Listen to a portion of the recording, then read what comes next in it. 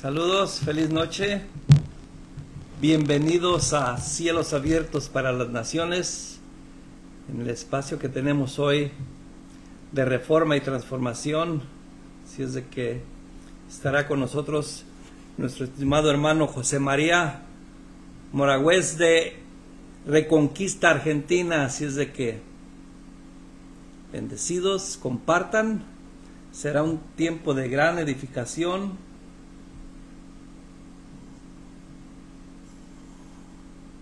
Así es de que vamos a esperar un ratito. Saludos, estimado pastor Ricardo Reyes, que está por allá en México, en Hidalgo, México. Bendecido, un fuerte abrazo.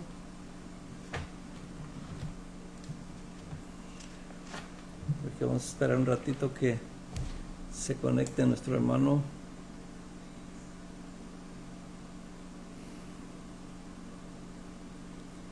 Saludos a mi esposa que ya está conectada por ahí también.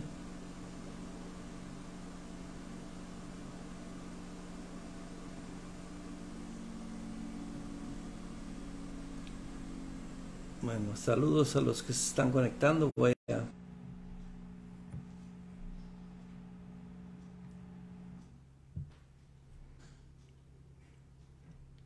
Saludos, estimado hermano Alexis. Se está trabando un poquito tu imagen. ¿Está trabando? Saludos, estimado. Oh, ha de ser porque me salía a compartir el link.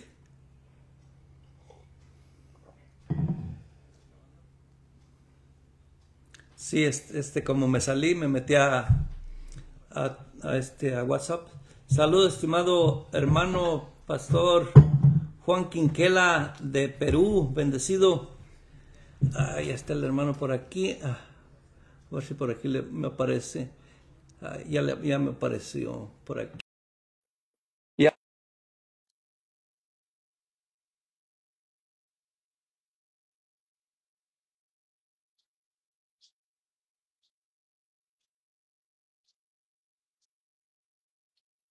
Bueno, saludos a todos los que se van conectando, compartan, será un tiempo de gran edificación.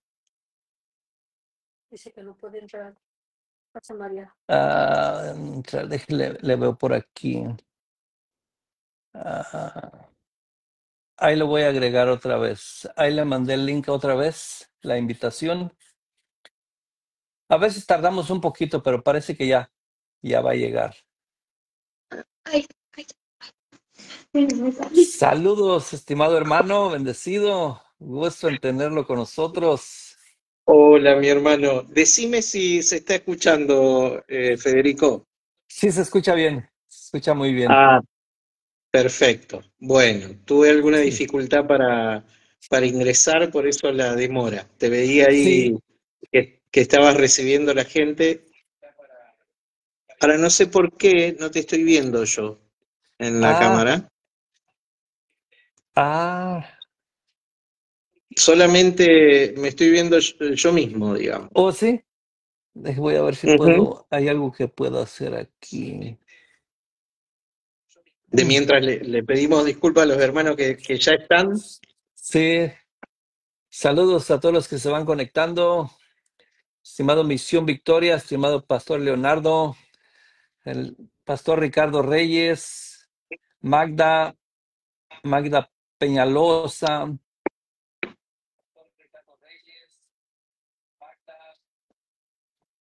Alexis, todos que están conectándose.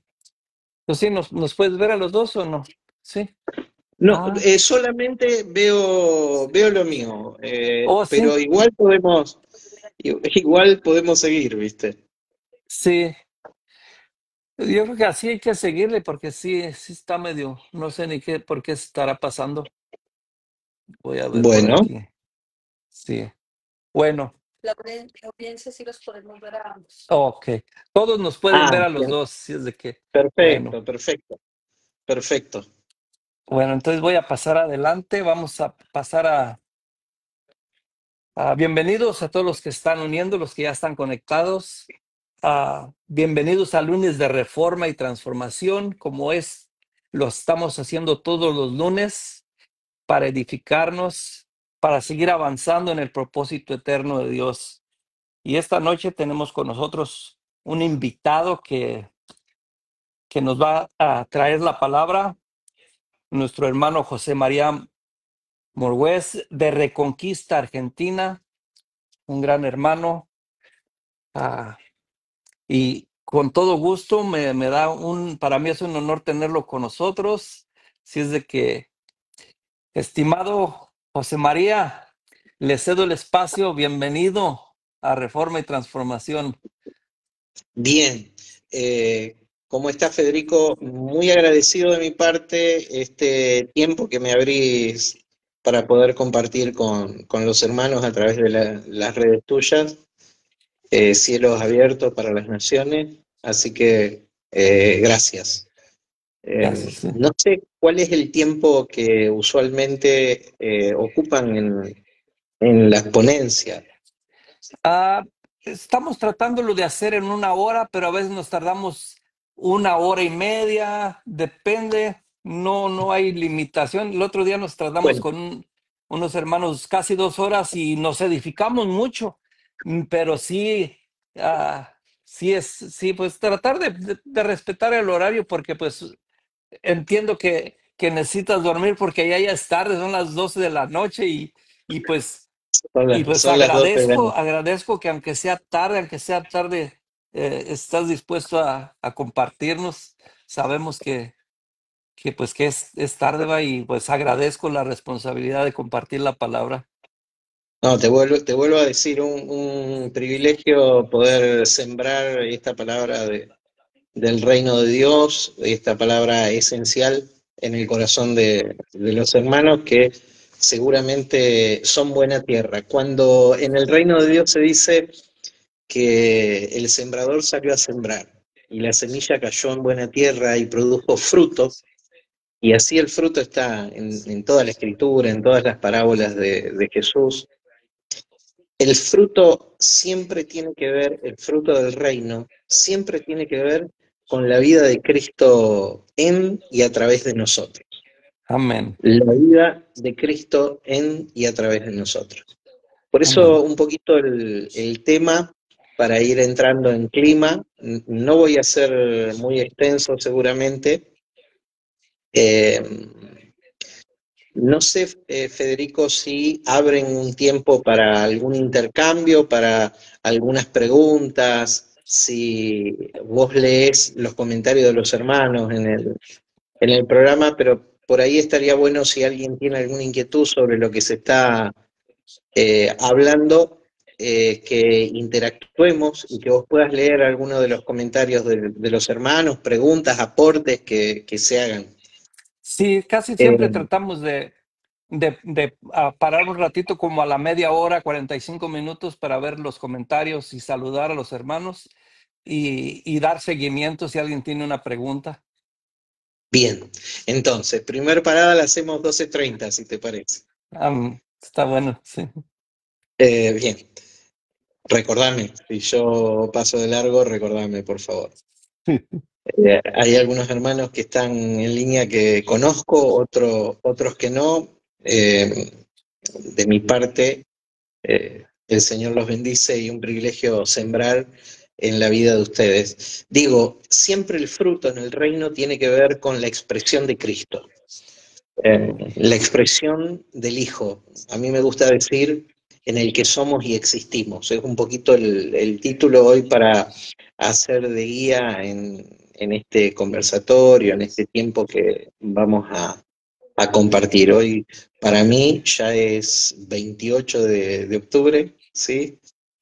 Pero vaya devolución. Yo sé que vos haces un esfuerzo muy grande, Federico, para estar muy temprano allá en tu ciudad cuando hacemos el aula ICB los domingos en vivo por la mañana. Así que aparte no es ningún esfuerzo para mí compartir, por más que acá sea tarde. Vengo de un otro conversatorio con unos hermanos que tienen una inquietud de empezar a nuclear de alguna manera, a relacionar a diferentes ministros en diferentes lugares que entienden y están incursionando en el preterismo, básicamente. Así que justamente hace 20 minutos terminamos nuestra reunión de los Wow. días lunes. Bien, empezamos. Cuando hablamos de Jesús, a veces perdemos la noción de que Jesús fue el primero en traer una conciencia de filiación. ¿Qué es una conciencia de filiación? Él fue quien se identificó inicialmente, por primera vez, como lo conocemos nosotros en la Escritura, que Juan lo da a conocer con este título, el apóstol Juan, del unigénito Hijo. ¿Por qué el unigénito, el único Hijo del Padre? Porque en aquel momento, hasta la aparición de Jesús, el Cristo, o como decimos a veces, como dice un muy buen amigo mío, Cristo en los días de su carne, en su encarnación, ¿sí? Fue el primero en llamar Padre a Dios de manera individual. Y esto tenía una connotación enorme. Y esto lo entendía muy bien. Recordamos que toda la Biblia tiene un público direccionado, un objetivo bien claro en la Escritura, una audiencia para la que fue destinada, que es el pueblo hebreo, el pueblo judío.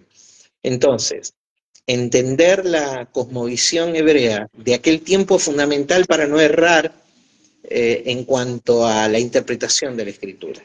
Entonces, ¿qué significaba para un judío que alguien se diga a sí mismo hijo de Dios y que esto pase por primera vez en la historia? ¿Sí?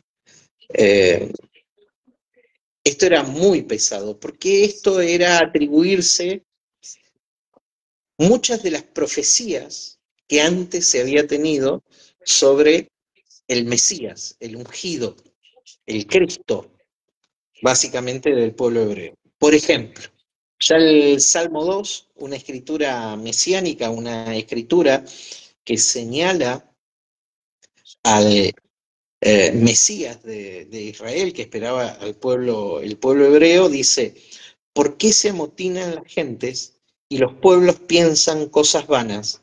Se levantarán los reyes de la tierra y príncipes consultarán unidos contra Jehová y contra su ungido, contra su Mesías, en el término bíblico, contra su Cristo, en el término bíblico también, diciendo: rompamos sus ligaduras y echemos de nosotros sus cuerdas. El que mora en los cielos se reirá. El Señor se burlará de ellos. Luego hablará a ellos en su furor y los turbará con su ira. Pero yo he puesto mi rey sobre Sión, mi santo nombre, mi santo monte. Yo publicaré el decreto. Jehová me ha dicho: mi hijo eres tú. De nuevo, yo publicaré el decreto. Jehová me ha dicho: mi hijo eres tú. Yo te engendré hoy. Pídeme y te daré por herencia a las naciones, y como posesión tuya los confines de la tierra.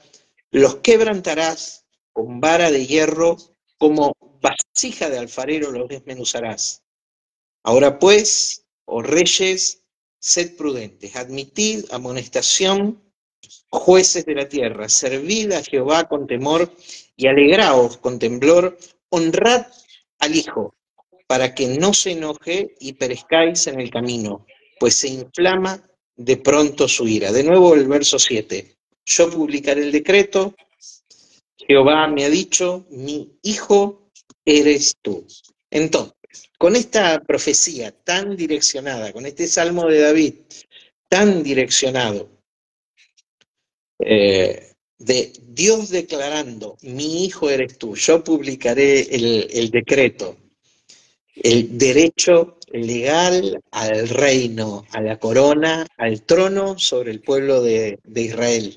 Que aparezca un Jesús, hijo de un carpintero, en medio de los tiempos, diciendo mi padre, era atribuirse estas profecías. Siempre tengamos esta noción. El primero en proclamar esa filiación, esa relación de padre, hijo con Dios, fue Jesús de Nazaret. A partir de ahí produce una revolución con esta declaración, porque no solamente su boca testificaba cuál era su naturaleza o su esencia, que iba más allá de la naturalidad, que iba más allá de la temporalidad del cuerpo, iba directamente a señalar que él era Dios y compartía la naturaleza con Dios. Para los hebreos de aquel tiempo, una verdadera blasfemia. Pero no solamente él lo decía por boca, que la ley dice, el Antiguo Testamento, en esta cosmovisión hebrea, dice que ningún testimonio es válido a no ser por boca de 2 o 3 testigos. Bueno, pero acá había otros que daban testimonio. Y él les decía a sus contemporáneos, mi padre da testimonio. Mi padre da testimonio de mí. ¿Y en qué daba testimonio el padre? En las señales que el pueblo de Israel esperaba se cumplan sobre su Mesías. De tal manera que el impacto, el mensaje, la obra, la presencia del ungido. Recordemos Lucas capítulo 4, el Espíritu del Señor está sobre mí por cuanto me ungió Dios para, y ahí está toda la operación de la presencia evidente del poder de Dios, la presencia evidente del Espíritu de Dios, de la divinidad que él decía, sostenía y probaba por obras, acciones y aún por carácter con su Padre Dios. Entonces, Cristo Jesús se presenta en medio de los tiempos como el unigénito del Padre, el único que tenía esa conciencia de filiación. Él sabía exactamente quién era. Entonces vamos, por ejemplo, a un texto en el Nuevo Testamento, en Juan capítulo 5, para ayudarnos a comprender qué representaba para la comunidad hebrea, para los judíos de aquel tiempo, para los connacionales de Jesús, el llamar a Dios su Padre.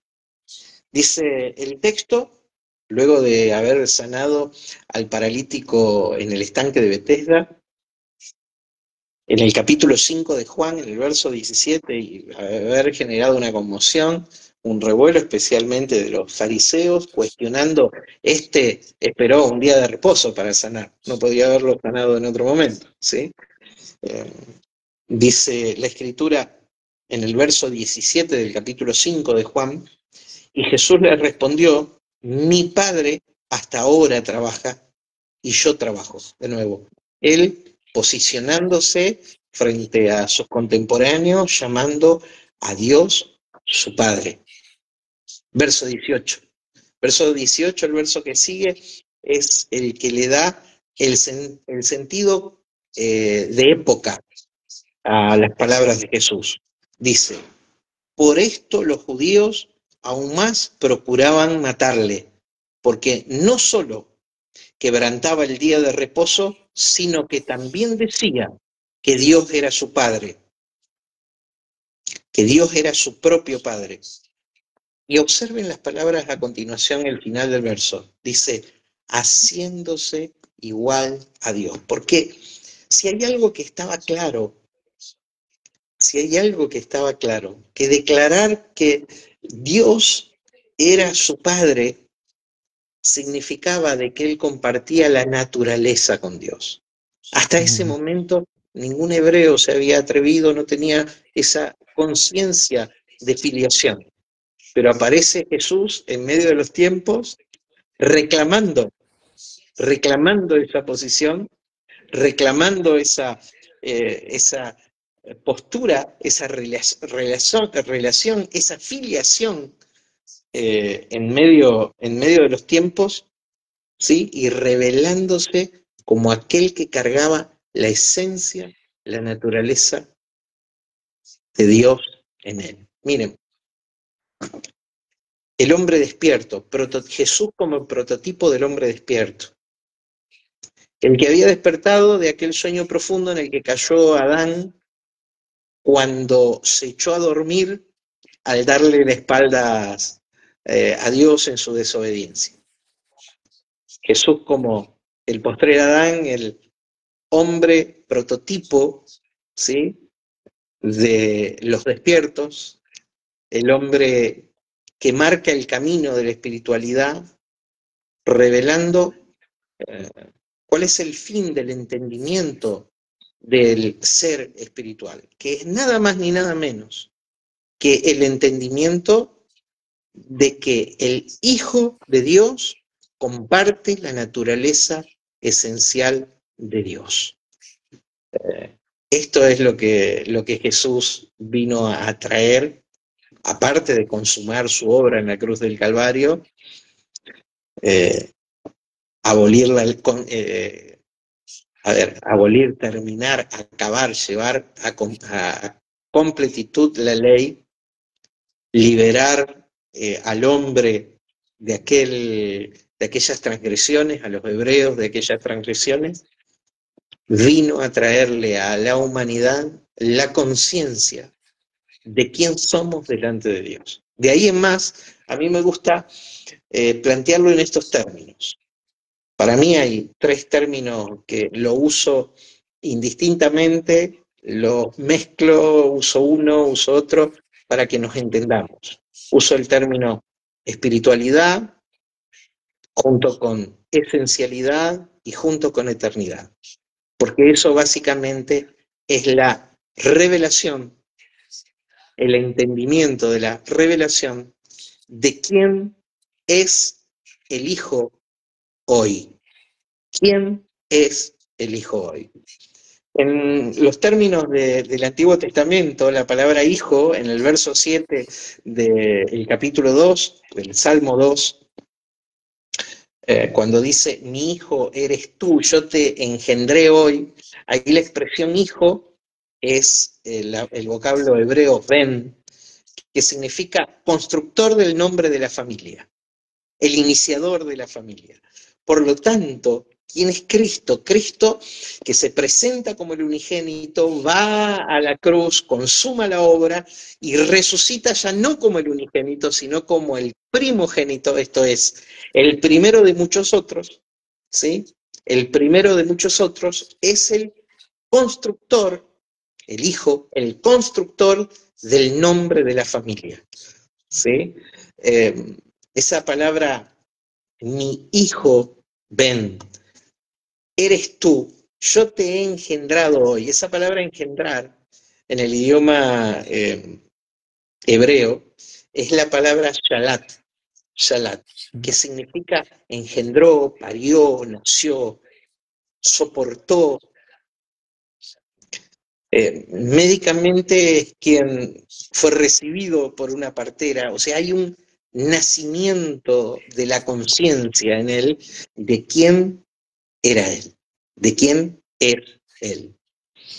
Entonces, y luego utiliza otra expresión al final, cuando dice, no sea que se inflame la ira del hijo. De nuevo utiliza la expresión hijo, no solamente en la palabra corriente, describiendo un sustantivo propio, sino como título, ¿sí? Como un título, el hijo.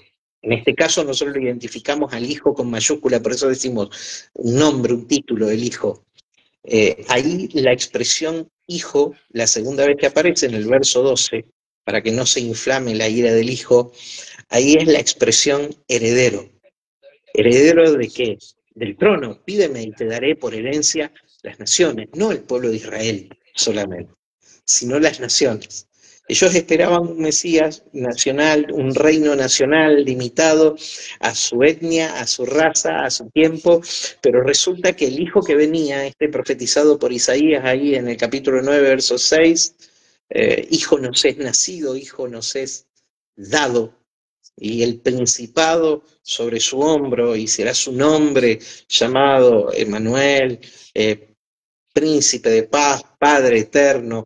Bueno, este hijo que era dado, que pertenecía a la eternidad, que era uno con Dios, que ahora tomaba forma humana y encarnación en el cuerpo de Jesús, y por eso podemos tener los evangelios, la historia del Cristo en los días de su carne, trasciende en la resurrección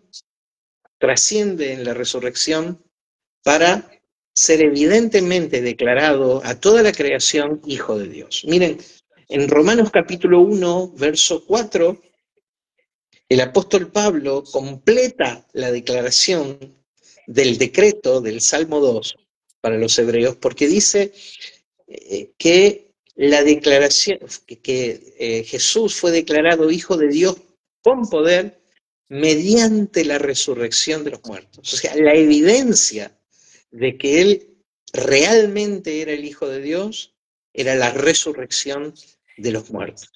Entonces él viene a este mundo, es introducido en este mundo como el unigénito Hijo.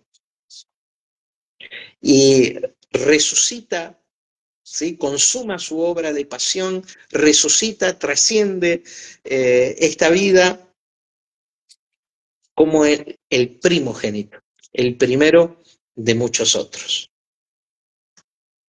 Hoy estamos viendo entonces la expresión del Hijo de Dios hoy, del Hijo de Dios hoy. Entonces, esa declaración, como dijimos antes, dice textualmente, Juan capítulo 5, verso 18, de llamar a Dios su Padre, implicaba claramente que Él se hacía igual. ¿Igual en qué? Igual en naturaleza, igual en posición que Dios, ¿sí? El portador de la naturaleza divina. Y volvemos a reiterar, fue el primero que tuvo esa conciencia de filiación. Ahora, ¿qué tipo de hijo era este hijo? ¿Qué tipo de hijo era este hijo? Cuando él enseñó en el Sermón de la Montaña la constitución del reino y él habló de la naturaleza de los hijos y de la filiación a la que él pretendía llevarnos. Porque, a ver, esto de declararse hijo de Dios, haciéndose igual a Dios, es lo que le costó la vida, de alguna manera. Es lo que despertó el celo, el odio furibundo de sus contemporáneos, de los de su nación, que acusaban esta declaración de herejía. Claro, él estaba diciendo, yo soy. Por lo que dice el verso 7 del capítulo 2 del Salmo, Jehová me ha dicho, mi hijo eres tú, yo te he engendrado hoy. Pero ¿qué tipo de hijo era este hijo que nos será dado, según Isaías 9:6? Ese hijo, en el Sermón de la Montaña, que pretendía conducirnos a nosotros a una filiación, ¿sí? Por eso, en la casa de mi padre hay muchas moradas. En el capítulo 5 de Mateo, verso 48, él expresa y dice, sed pues perfectos, como vuestro Padre, que está en los cielos, es perfecto. Él pretendía conducirnos a esa condición de filiación. El descubrir en nuestro ser interno, en nuestra esencia más profunda, ahí, en la dimensión de nuestro espíritu, nuestra condición de compartir la naturaleza de Dios. Sed pues perfectos, como vuestro Padre que está en los cielos es perfecto. Y esa palabra perfecto es una expresión muy clara en la Biblia acerca de cuál era la condición de este hijo, qué tipo de hijo era este. La palabra ahí perfectos es teleios, que viene de la expresión telos, que es completo, pleno, terminado, acabado. Eso es lo que significa la palabra griega telos. Y teleios es el varón perfecto, el varón completo, el varón terminado, el varón que ya no tiene más para adquirir y desarrollar, ¿sí? Ha llegado a la cumbre, al cenit de quién es, ha llegado a la conciencia de que Dios opera desde su misma naturaleza. Entonces, este es el hijo, este tipo de hijo es el hijo que se presentaba en medio de los tiempos. Hacemos son las y media, son 12:30 para mí, 8:30 para ustedes ahí en Portland, y seguramente algún otro horario. Hacemos un break pequeño y seguimos hablando de qué otros tipos de hijos la Biblia nos habla en la cultura hebrea. Amén. Federico. Sí. Qué interesante es entender el propósito eterno. El propósito eterno del Padre de expresar en el Hijo, ¿verdad? Y es glorioso cuando vamos entendiendo. Bueno, vamos a pasar a saludar a los que están conectados. Si alguien tiene alguna pregunta por ahí, creo que nada más hay saludos. Estimado Pastor Ricardo Reyes, a mi esposa que está conectada, Irving, Alexis, a Juan, estimado hermano Juan Quinquela desde Perú, saludos. Creo que no hay muchas Bueno, preguntas por aquí. Juanqui y Ricardo estuvieron en la actividad que tuvimos hace un rato, así que bueno, un gusto Sí. seguir compartiendo con ustedes. Si te Ah, parece, seguimos y en 15 minutos más abrimos nuevamente está bien. para opiniones o preguntas o consideraciones que puedan llegarnos, ¿sí? Sí, Decíamos, está bien. ¿qué tipo de hijo es este hijo que se proclamaba en esa relación de padre, de filiación con Dios? Y decimos es el hijo teleios, es el hijo perfecto, el hijo pleno. Ahora, ¿qué otro tipo de hijo hay en la Escritura? Sí, la Escritura habla de otros hijos, por ejemplo, empezando de menos hasta llegar al teleios.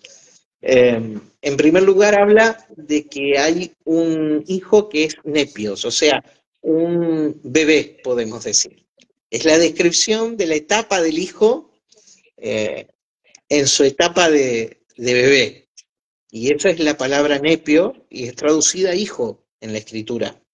Hay un segundo nivel en la estatura, en la madurez, es la expresión tecnon.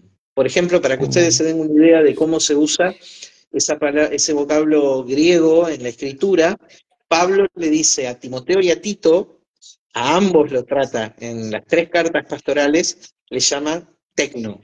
Cuando le dice verdadero hijo, mi amado hijo, por ejemplo, a Timoteo en las 2 cartas, está usando la expresión tecno, lo está tratando como niño, mi niño. Es una expresión afectuosa del apóstol, ministro con mayúsculas, a su discípulo, a su niño, a su hijo en la fe. Usa la expresión ahí tecnon. Nepios primero, tecnon en segundo lugar. Luego de tecnon, que es hijo niño, hay una tercera expresión que es la expresión huios. Esta es la expresión más usada en la Biblia para describir al hijo, ¿sí? Huios. Y básicamente huios es un hijo que está en condiciones, o ha llegado a la mayoría de edad, está en condiciones de hacer uso de la herencia. Ustedes saben que la herencia en la cultura hebrea se entregaba en vida. Ya voy a explicar esto. No era que la herencia se entregaba cuando los padres morían, ¿sí? Sino que se entregaba en vida, pero había una condición legal que era llegar a la mayoría de edad.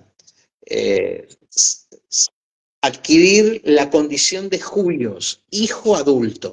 Esto se entiende en la carta a los Gálatas cuando Pablo dice, en el capítulo 4 de la carta a los Gálatas, cuando habla y dice, cuando el hijo es niño, en nada difiere del esclavo. A ver, ¿por qué tiene esta expresión? Cuando el hijo es tecno, niño, en nada difiere del esclavo, porque aunque el heredero sea propietario, todavía no es adulto y no está a su alcance echar mano de la herencia. Acuérdense cuál es la herencia para este hijo. Salmo 2.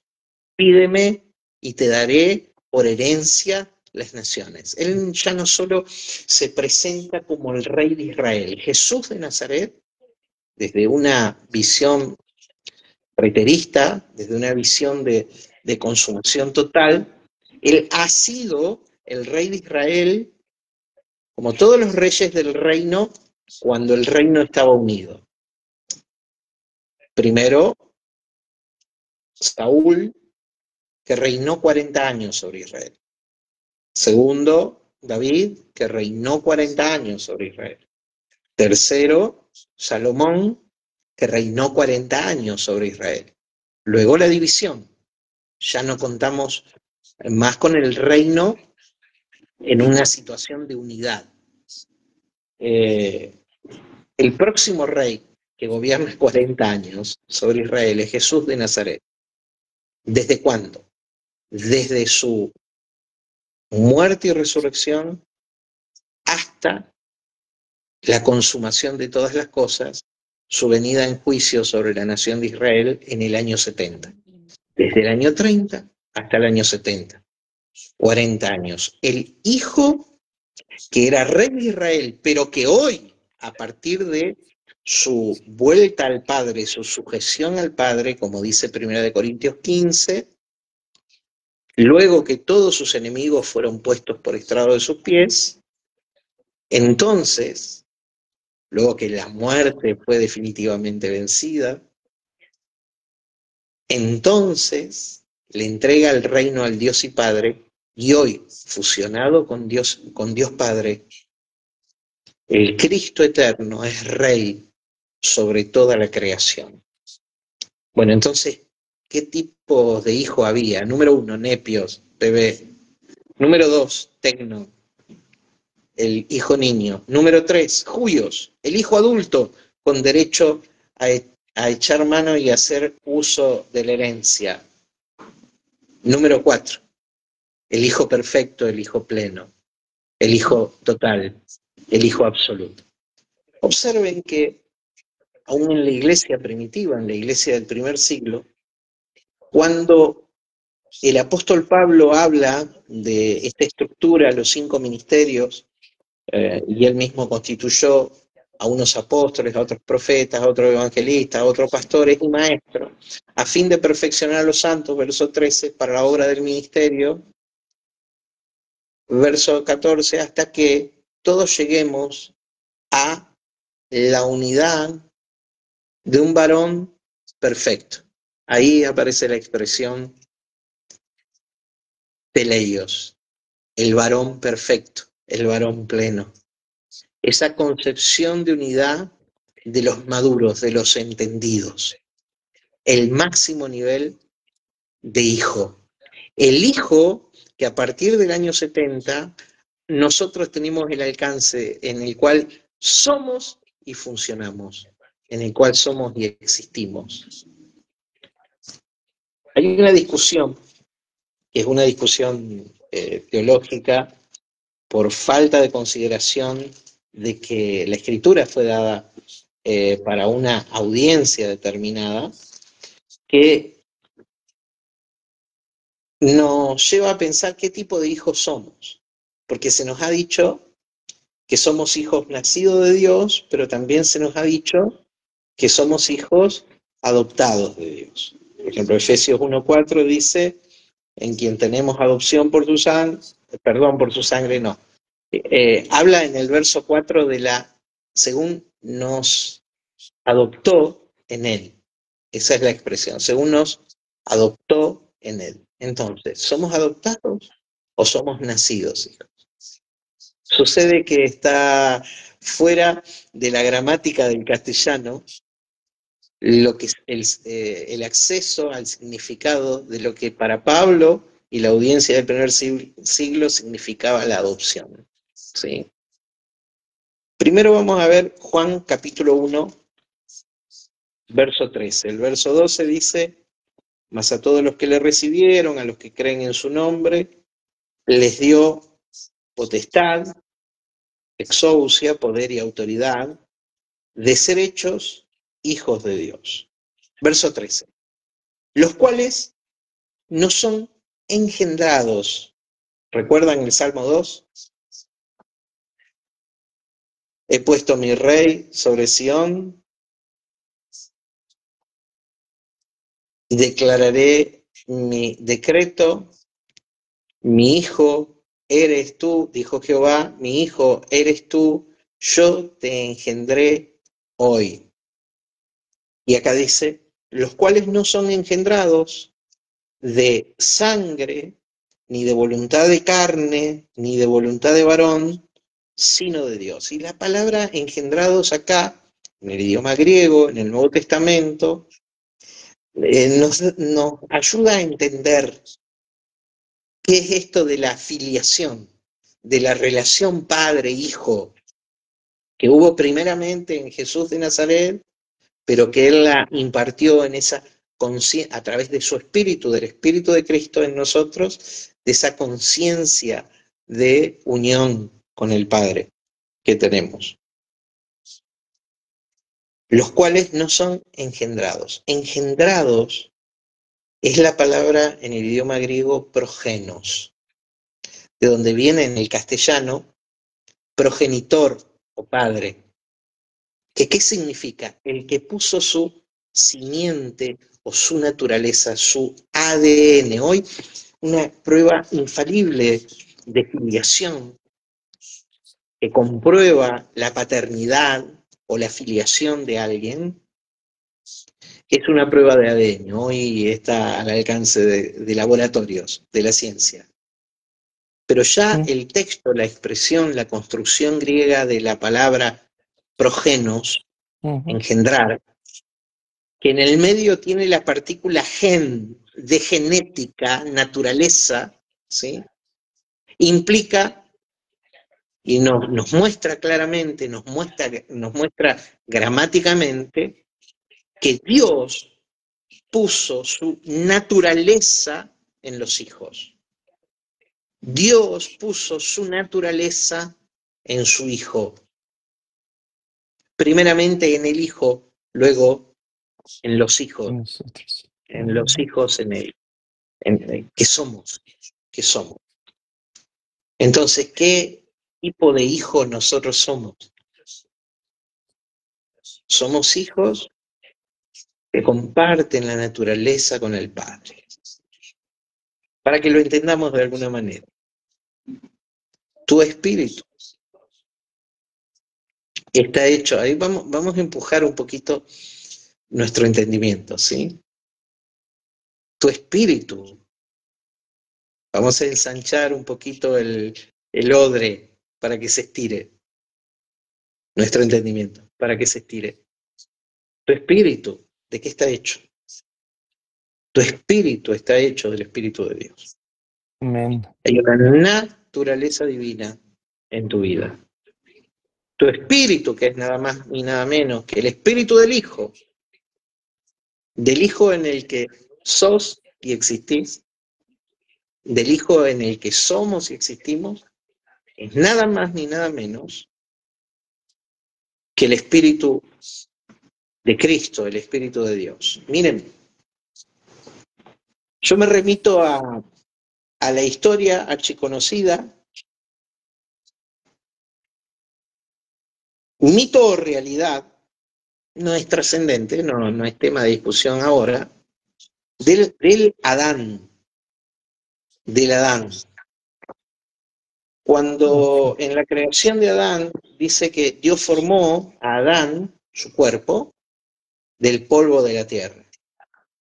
Dios también formó el alma de Adán, que es el asiento de su personalidad, de su individuación, que lo hace concebir como un individuo, ¿sí? Como parte del todo, de donde él venía. Entonces tenemos la creación del cuerpo, la creación del alma, pero con respecto al espíritu de Adán, dice que Dios sopló en él su aliento de vida, su Ruach Kadosh, el espíritu del Señor. Aliento, espíritu, Ruach Kadosh, el espíritu del Señor. Entonces, el espíritu que fue entregado a Adán, ¿de dónde salió? No era el espíritu de Adán. ¿De dónde había venido? Era el espíritu mismo de Dios. Por lo tanto, si era el espíritu de Dios, si era el Ruach Kadosh, si era el soplo divino, es un espíritu increado. Y por definición, un espíritu increado es la divinidad misma. La naturaleza de Dios había sido impartida sobre Adán. Claro, Adán luego desobedece, le da la espalda a Dios y por lo tanto pierde la conciencia de filiación. Que Jesús viene a traernos nuevamente. ¿Qué tipo de hijos somos? Hijos que en lo más profundo de nuestro ser compartimos la naturaleza, el ADN, el gen, la genética divina. Luego Pedro dice en su segunda carta, capítulo 2, verso 9, hablando, dice, lo voy a leer, para que anunciéis las virtudes del que os llamó, mejor lo busco, Primera de Pedro,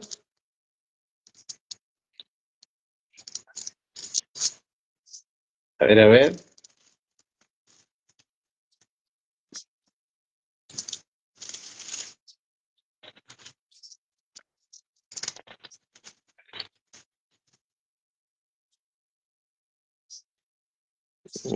porque vosotros sois linaje escogido, real sacerdocio, nación santa, pueblo adquirido por Dios, para que anunciéis las virtudes de aquel que os llamó de las tinieblas a su luz admirable. Mas vosotros sois linaje. Y de nuevo, esa expresión linaje, descendencia, es nada más ni nada menos que gen. La palabra gen en el idioma griego. La genética divina. Vos y yo somos portadores de la genética divina. ¿Qué es nuestro espíritu? Sino el mismo espíritu de Dios impartido en nosotros. Entonces, ¿qué tipo de hijos somos? Cuando Pablo tiene que responder esto, claro, en la mentalidad hebrea, claro, en la mentalidad del primer siglo, él habla en el capítulo 8 de la carta a los romanos y dice, ¿quiénes son los hijos de Dios? Y dice en el verso 14, todos los guiados por el Espíritu de Dios, esos son los hijos de Dios. Todos los que tienen la pulsión del Espíritu en su vida, esos son los hijos de Dios. Y cuando usa la expresión hijo, ahí usa la expresión huios. Huios, esos son los hijos maduros. Los maduros son aquellos que son guiados por el Espíritu de Dios. Pero luego dice en el verso 17 que somos herederos y coherederos con Cristo. ¿Qué significa coherederos? Coiguales. O iguales. Clerónomos, herederos. Somos coiguales. Portamos el mismo derecho que el Hijo. Es más, escuché decir a alguien, y estoy totalmente de acuerdo con esto, que no es que somos muchos hijos, sí, de alguna manera en nuestra concepción de individuo, que no es una concepción plena, en nuestra concepción de individuo, sí podemos conservar esa diferenciación de unos con otros, pero la realidad es que como hijos, no es que somos muchos hijos diseminados por este mundo, sino que somos un hijo, porque estamos en Él y somos y existimos en Él, en el Cristo eterno. Y somos diferentes expresiones y manifestaciones de su naturaleza en y desde nosotros. En y desde nosotros. De alguna manera, somos el Cristos en una expresión comunitaria. Yo decía hoy, hablaba del conflicto de que se nos ha enseñado acerca de la adopción. Entonces, ¿portamos la naturaleza o no? Porque hoy día, culturalmente, una adopción se produce cuando ponemos en nuestra familia y le otorgamos derechos legales de filiación a alguien que no tiene nuestra naturaleza, pero no funcionaba así entre los hebreos. En aquel tiempo, en el tiempo en que la escritura fue dada, la adopción era otra cosa. La adopción era simplemente poner con derechos a nuestro hijo adulto de hacer uso de la herencia. Esa era la adopción. Esa era la huiotesía. Poner, que significa literalmente poner como hijo adulto, pero no a alguien que tiene otro ADN, sino el nuestro mismo. Observen, si no, la historia del hijo pródigo. En la historia del hijo pródigo, ¿qué vemos? Vemos a un hijo que antes que su padre muera le dice, dame mi herencia. ¿Por qué? Porque ya había llegado, ya era judío, ya había pasado su mayoría de edad. Para darle un ejemplo, los levitas en el tiempo bíblico recién podían entrar en el servicio efectivo en el templo, con los utensilios del templo, con su servicio en el templo, cuando cumplían los 30 años de edad.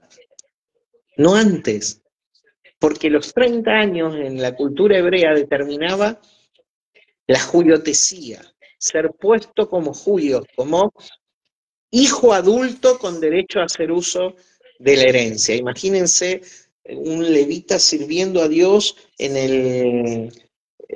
no en el templo, sino en el tabernáculo del desierto, en el tabernáculo de Moisés, en los 40 años de peregrinación. 25, 26, 27 años. Y no podía acercarse a los utensilios. Era entrenamiento, adoctrinamiento, preparación, hasta que un día, a los 30 años de edad, entraba en el servicio a Dios. Entonces sí podía entrar en contacto con los utensilios del santuario. Bueno, el mismo concepto era para adquirir una herencia. Cuando un hebreo llegaba a los 30 años de edad, entonces vivía su juiotesía, su adopción. Ser puesto en la familia como un hijo adulto con derecho a hacer uso de la herencia. Por lo tanto, ¿quiénes eran puestos? Los hijos que no tenían el ADN, no, los hijos que portaban el ADN de su progenitor. Somos hoy, en nuestro interior, en lo más profundo de nuestro ser, somos quienes comparten por su condición de filiación, nuestra condición de hijos, los que comparten la naturaleza con nuestro Padre Dios, con nuestro Padre Dios. Mis hermanos, hacemos un parate acá. Qué Terminamos. glorioso. Es glorioso Si a entender ustedes, y como dice en 1 Corintios, ¿verdad? 6:17, estamos unidos a Él completamente, no hay separación, pero el que se une al Señor se hace uno con Él en el Espíritu. Ah, totalmente. y es lo que a mucha iglesia nos cuesta entender, ¿verdad? Siempre miramos al Cristo lejano, al Cristo que habita en un lugar de 4 paredes, ¿verdad? Y tenemos que entender que Él está dentro de nosotros, donde quiera que vayamos. Nosotros somos la expresión del Cristo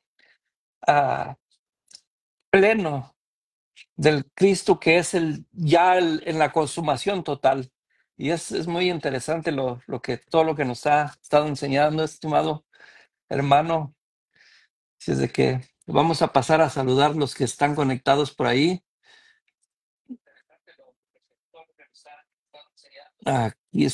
Por aquí está, estimada hermana Flor Campos. Saludos hasta Guadalajara. Damián, mi hermano Damián Lara. Estimado Leonardo Molina de Visión Victoria de Colombia. Deilín Leal, creo que está en Perú, no recuerdo si está en Perú. Estimado Armando Tobar, que está en Colombia, estimado pastor y hermano Ricardo Reyes, un fuerte abrazo, estimado. Magda Peñalosa creo que está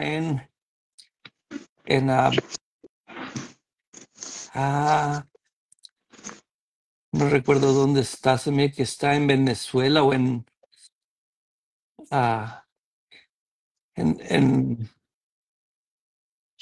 recuerdo dónde está. Pero por ahí sí pone dónde está para que me recuerde. Apóstol Henry Gutiérrez, saludos.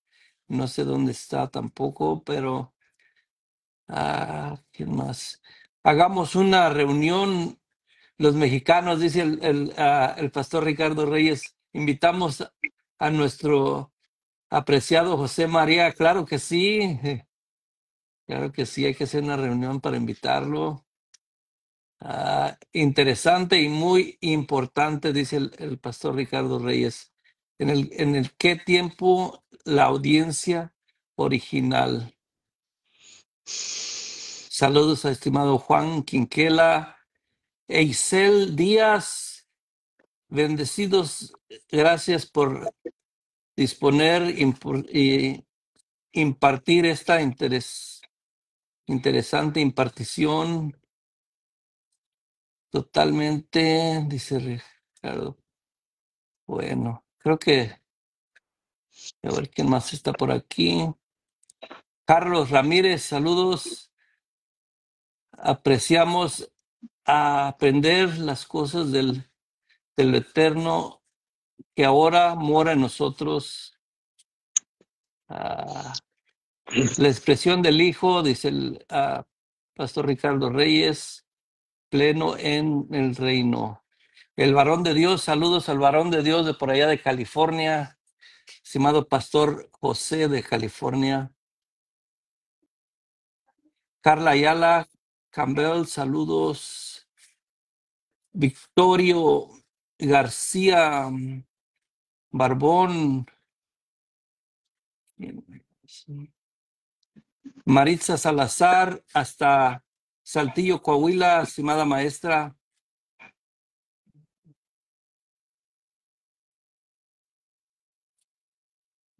Federico, permitime tomar las palabras tuyas después que yo terminé de hablar, cuando vos Sí. citabas el pasaje de Primera de Corintios Ajá. y hablabas de que quien se une al Señor, un espíritu es con él. Ajá. vos sabés que esta unión espiritual que hay, porque por ahí hay un concepto muy arraigado en la iglesia, como vos bien decías, esto de la morada de Dios, Dios habitando en nosotros, y esa verdad tiene un nivel de revelación. Amén. Pero a mí me gusta hacer énfasis en algo que particularmente yo lo trato de explicar con una palabrita diferente, que es fusión. Cuando nos unimos a Dios, no es que yo soy una persona y Él habita adentro mío solamente, sino que Ajá, hay una realidad superior. O dice, un espíritu es con Él, o sea, nos fusionamos en uno solo. exactamente. Nosotros nos hemos fusionado en Cristo. Hay una fusión de nuestra vida con Dios, de tal manera que es indivisible ya lo que sucedió con nosotros a partir de la obra en la cruz del Calvario. Lo que sucede es que lo estamos descubriendo, lo estamos entendiendo por la revelación, la acción del Espíritu, lo estamos descubriendo. Cuando Jesús hablaba de su relación con el Padre, dice, quien me ha visto a mí, ha visto al Padre. ¿Quién de nosotros pudiera decir, quien me ha visto a mí, ha visto al Cristo? Exactamente, ¿Sí? y así es, somos la expresión de Cristo, Tal portamos cual, lo mismo, somos tal cual, Cristo. Ajá, tal cual. eh, Hay una idea un poco romántica implantada desde la religión, ¿no? Eh, de que Jesús está sanando, bendiciendo, está operando en la vida de la gente. Bueno, yo digo de esta manera, Cristo física y materialmente no está, o sí está. ¿A dónde? A través de nuestra vida, los conscientes, los entendidos. Entonces, cuando vos estás bendiciendo, cuando vos estás sembrando, cuando vos estás edificando, cuando vos estás sirviendo a otro, ¿quién lo está haciendo? Cristo lo está haciendo. Porque separado de Él, separado de la conciencia de Él, nada podemos hacer. Pero cuando entendemos, cuando se nos revela nuestro espíritu, de quién soy hoy y cuál es el propósito de Dios para mi vida, entonces fluyo en la naturaleza y esencia del Cristo eterno. Mi hermano, somos la expresión actual del Cristo vivo, como yo le llamo, del Cristo eterno, como le llaman mis hermanos ahí en México. De mi parte, una alegría compartir con ustedes. Yo a disposición cuando ustedes gusten y lo deseen, poder seguir sembrándoles principios, semillas del reino, semillas de eternidad, de esencialidad, de espiritualidad. Ah, y lo último que te digo, en esto de hablar de la morada y que Dios mora en nosotros como un nivel de revelación, pero que es acotado todavía. ¿Cómo entender qué es espiritual, qué es espiritualidad y qué es religiosidad? Bueno, es muy importante discernir una cosa de la otra, porque espiritualidad y religiosidad son casi antagónicos, aunque en la idea, en nuestra cabeza nos cuesta discernirlo. separarla, ¿Cómo, cuesta separarla. Mm, cómo lo discernimos? ¿Cómo lo separamos? Eh, espiritualidad es lo que ha colocado a Dios en el interior del ser humano, ¿sí? En su naturaleza, en su ciencia ontológica, en su concepción del ser. Y religión ha colocado a Dios en el externo, en lo exterior del ser humano, ¿sí?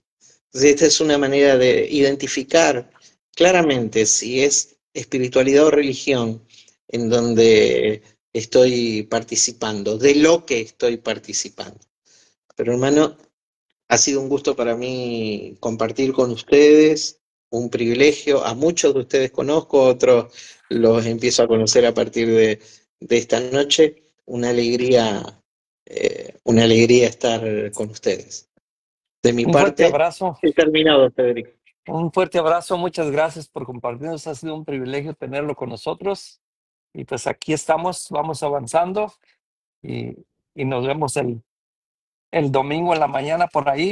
Sí, Adelante con todo. Bendiciones, un abrazo para todos bendiciones. ustedes Un fuerte también. abrazo para todos los que se conectaron, bendecidos en Cristo. Nos vemos para la próxima. Así es. Así es.